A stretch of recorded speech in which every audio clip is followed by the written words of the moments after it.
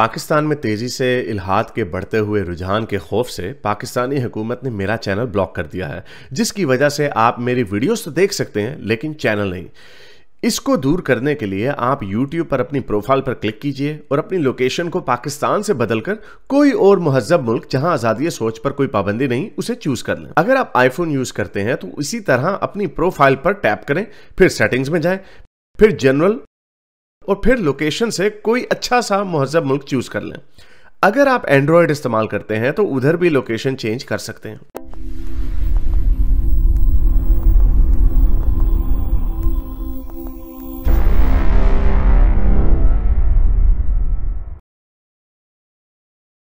अच्छा, एक minute sir, आप कैसे कह सकते हैं कि आप मतलब किसी मकसद के तहत आपको पैदा नहीं किया, आप वैसे ही पैदा हो गया आए और खाए भी और फिर मर जाए, मतलब आपकी लाइफ का कोई मकसद नहीं है?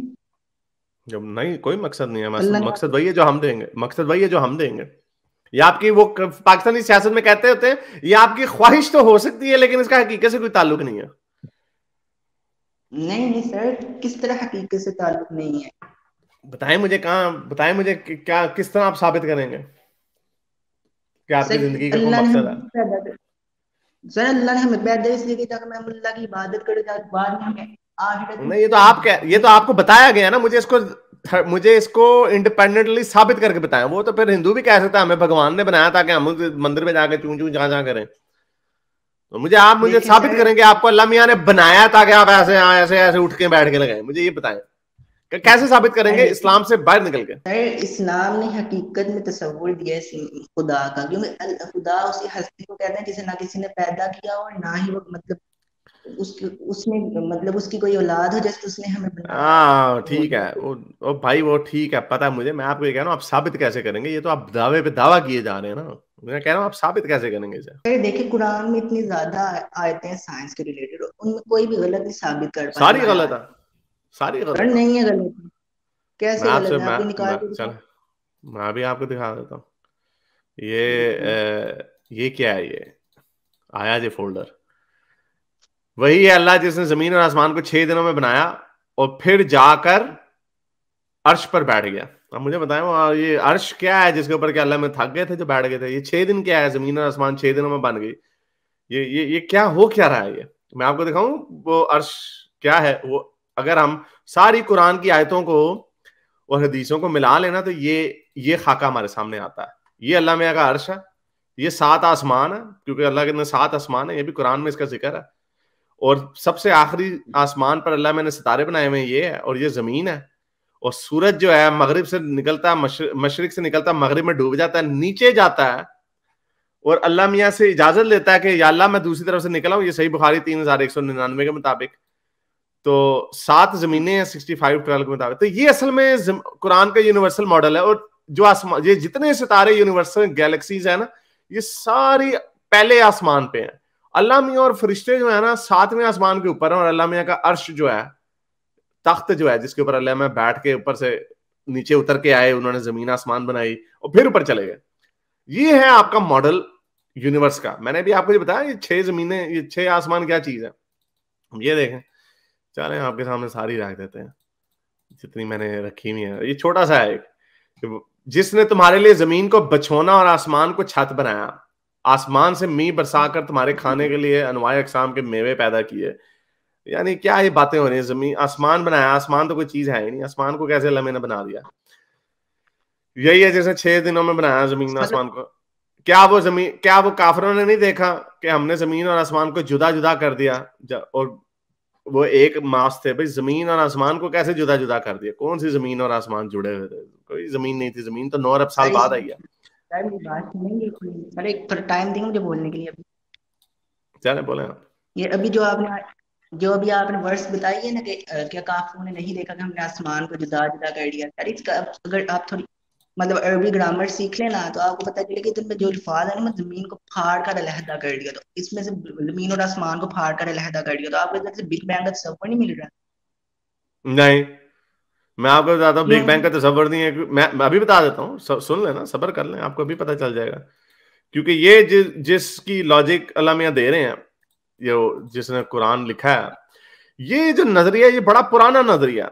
और ये कोई, मैं आपको 20 ऐसे हवाले दे देता हूं कि ये सारे एंशिएंट कल्चर्स जो थे ना वो यही कहते थे जमीन और आसमान जुदा जुदा हुए और फिर जमीन आसमान बन गए, ये बिग बैंग नहीं था. The Greeks said in the beginning there was only water, the good Oceanus and thus uranium separated the sky from the sea. तो ग्रीक में आसमान और पानी जुदा जुदा हुए. अच्छा जी, आगे आपको दिखाते हैं.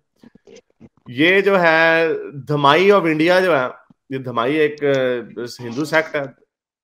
वो क्या कह रहे हैं जी, earth and heaven had to be separated because no room for growth in the darkness otherwise.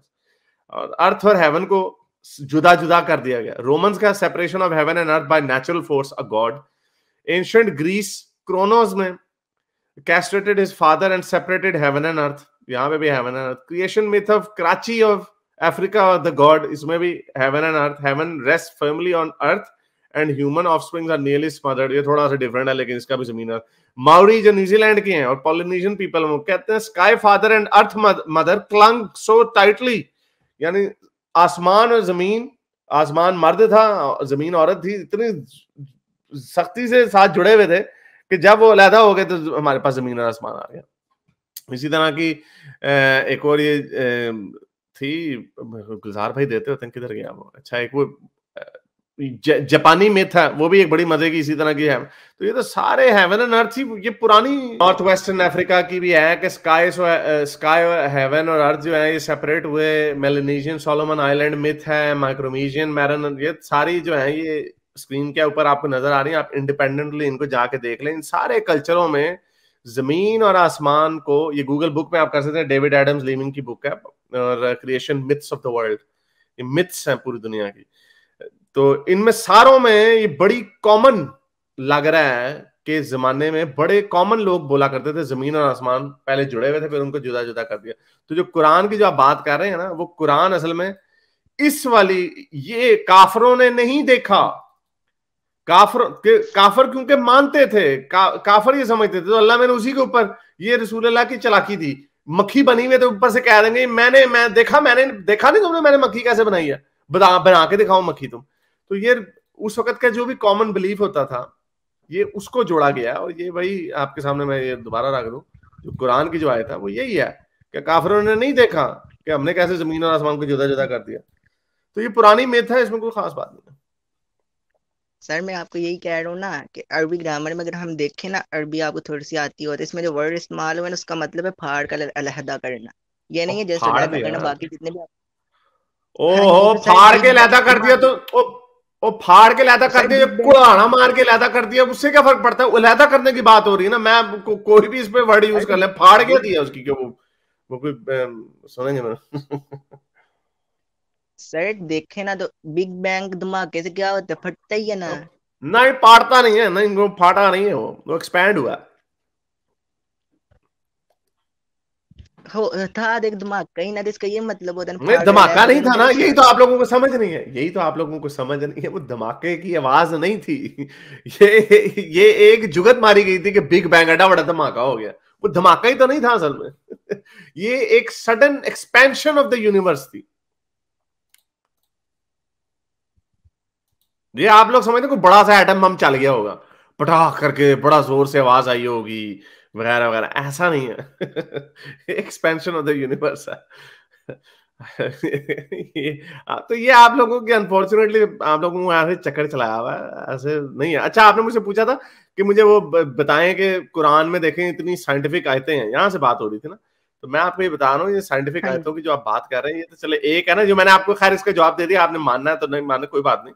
लेकिन इसी तरह की जमीन और आसमान को 6 दिनों में बना दिया, फिर ऊपर जाके थ्रोन पे, अर्श पे बैठ गया. अच्छा, ये क्या है जी, we created the heaven and earth whatever lies in between them 6 days. हमने 6 दिनों में जो कुछ जमीन और आसमान के दरमियान में हमने बना दिया. while no weariness ever affect us. और यानी हमें कोई थकावट वगैरह नहीं पड़ी. अच्छा जी, तो फिर अल्लाह मियां ऊपर जाके बैठ क्यों गए. पहले अल्लाह मियां, ये दे था मैं आपको, ये बड़ी मजे की आया था, ये हमारे उसने स्टोइक भाई ने इसके ऊपर हमारी तवज्जो डाली थी. अल्लाह पहले किधर था,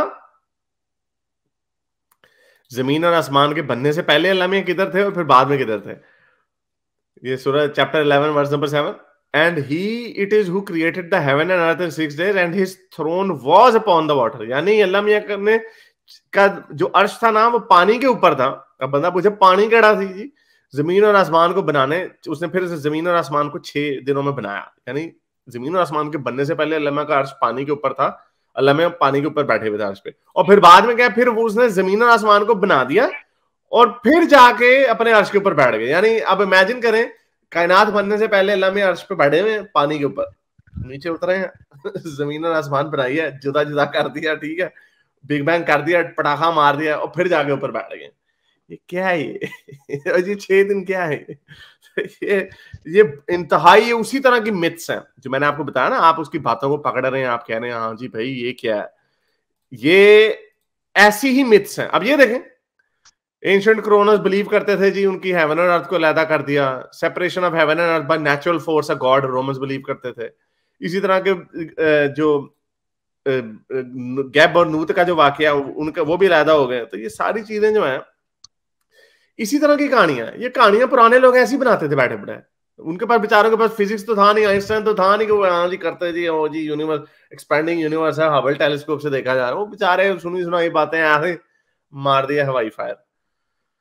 Then I have the last word. I need to wrap this up. तो सर इसमें क्या क्या 6 दिन में बना दिया या अर्श पे फिर बैठ गए, क्या गलती आपके नजदीक, इसमें गलती क्या है? तो कोई ऐसे नहीं हो सकता कि अर्श के ऊपर बैठ गई। कोई बच्चों की कहानी है, जो वैसी कहानी है जो मैंने भी आपको दिखाई है वैसी कहानी लग रही है। इस तरह अगर आपने इसको इज्जत देनी है ना, इस कि अर्श के ऊपर बैठ गए, कोई बात नहीं, 6 दिन में बना दिया कोई बात नहीं, 7 में बना देते, 4 में बना देते, कोई बात नहीं, इसमें गलत क्या है?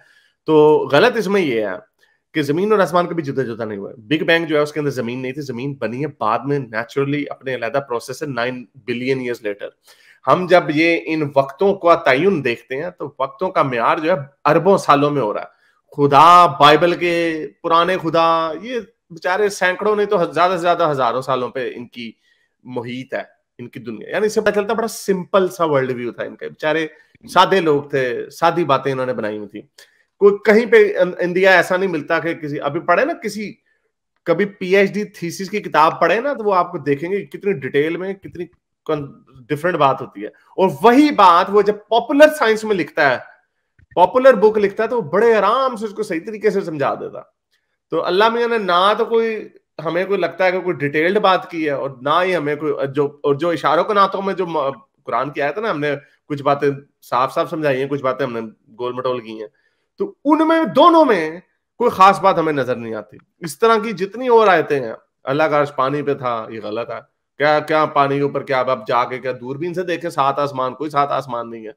ये क्या है? ये 7 आसमान आज तक कोई नहीं बता सका। तो ये सारी बातें जो है ना, ये अनफॉर्चुनेटली अब लोग छलांगे मारते पैरेलल यूनिवर्सेस हो रही होंगी। तो पैरेलल यूनिवर्स एक तो कोई कॉन्सेप्ट नहीं, अब थ्योरी है, हाइपोथेसिस है, फैक्ट नहीं है। और अगर है भी तो पैरेलल यूनिवर्स में 7 पैरेलल यूनिवर्सेस नहीं, अनलिमिटेड इनफिनिट है। तो ये सारी चीजें अनफॉर्चुनेटली किसी अक्ल वाले बाशऊर इंसान को ये पसंद नहीं आ सकती। इसलिए मेरी जिंदगी म्यूजिक सुनने में, मैं म्यूजिक सुन लूंगा, ट्रैवल कर लूंगा, होमोसेक्सुअलों से मुझे नफरत की जरूरत नहीं है, औरतों को कमतर समझने की जरूरत नहीं है, हर वक्त सारा दिन उठ के बैठ के लगाने की मुझे जरूरत नहीं है। मेरी जिंदगी इन वजूहात से ज्यादा बेहतर है। चले, thank you very much for coming. हाँ जी कह दें, अच्छा आखिरी बात कह दें, मैं सवाल ना पूछ रहा वरना मुझे फिर जवाब देना पड़ेगा। इस्लाम ने औरतों को किधर कम तर्क बताया, क्या बता सकते यार अब आपने नया टॉपिक खोल दिया। नहीं, औरतों की गवाही आती है, उनको 1/3 हिस्सा मिलता है। औरत जब मर्द उससे सेक्स की डिमांड करे, औरत लौंडी है, अपने 1/2 उन्हें वालिद की तरफ से मिलता है, उनको हस्बैंड की तरफ से भी हिस्सा मिलता है ना। हाँ तो वो 1/3 नहीं ना है ना, वो कम ही है ना। वो तब माँ के रिश्ते से कम मिलता है ना, बेटी के रिश्ते से भी कम मिलता है बेटे की निस्बत, माँ के रिश्ते भी बच्चों की निस्बत कम मिलता है, और बच्चों में भी फिर बेटी को उससे कम मिलता है। भाई हर तरफ से कम ही मिलता है, ये तयशुदा बातें हैं। अब आपने उसकी छलांगे मार के उसको कुछ और करना, तो क्या मैं आपको करूं? तो चले, I have to wrap this up. ये वो सारी चीजें अनफॉर्चुनेट, और उनकी गवाही आती है, इतनी बड़ी बात। एनीवे चले, थैंक यू। दोबारा आइएगा किसी और टॉपिक के साथ। मेरे इस नेक काम को जारी रखने के लिए मुझे पेपैल या पेट्रियन पे जरूर सपोर्ट कीजिए, ताकि मैं अपना पैगाम ज्यादा से ज्यादा लोगों तक पहुंचा सकूं।